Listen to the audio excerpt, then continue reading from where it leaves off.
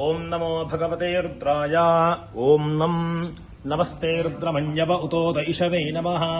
नमस्ते अस्तु धन्वने बाहुभ्यामुतते नमः याते शिवतमा शिवं बभूवते धनुः शिवा शरव्या यातपतया नो रुद्रमृडया याते रुद्रशिवा तनोरघोरा पापकाशिनी तयानस्तनुभाषन्तमया गिरिशन्ताभिजाकशीः यामिषं गिरिशन्तहस्ते बिभर्ष्यस्तवे शिवाङ्गिरत्रताङ्कुरमाहिगुंसेः पुरुषं जगत् शिवेन वचसा त्वा गिरिशाच्छावदामसि यथा नः सर्वमिज्जगत यक्ष्मगुं सुमना असतु अध्यवोचदधि भक्ता प्रथमो दैव्योऽभिषगो अहेकश्च सर्वाञ्जम् भजन् सर्वाश्च यातु धान्यः असौ यस्ताम्रो अरुण उत बभ्रुः सुमङ्गलः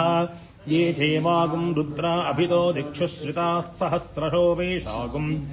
हेड ईमहे असह्योपसर्पते नीलग्रीवो विलोहितः उतैनम् गोपा अदृशन्नदृशन्नुदहार्जः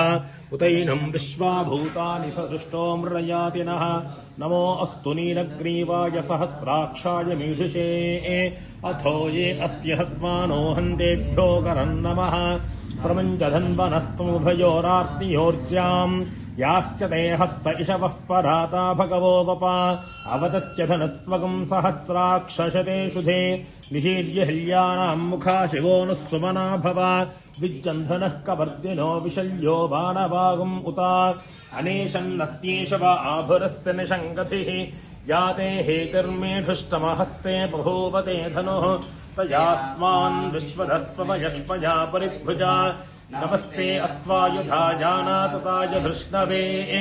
उभाभ्यामुतते नमो बाहुभ्याम् तपधन्वने परिदे धन्वनो हेतिरस्मान् प्रणक्तो विश्वतः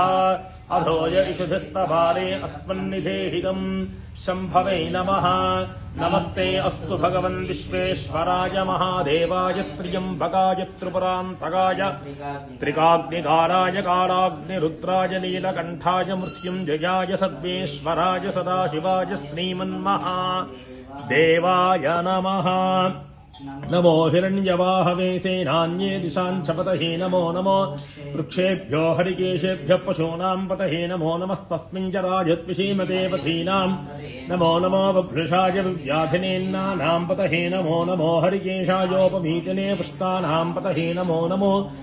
भवस्य हेत्ये जगदाम् पतहे नमो नमो रुद्राय तदाविने क्षेत्राणाम् पतहे नमो नमः सूताय हन्त्याय वनानाम्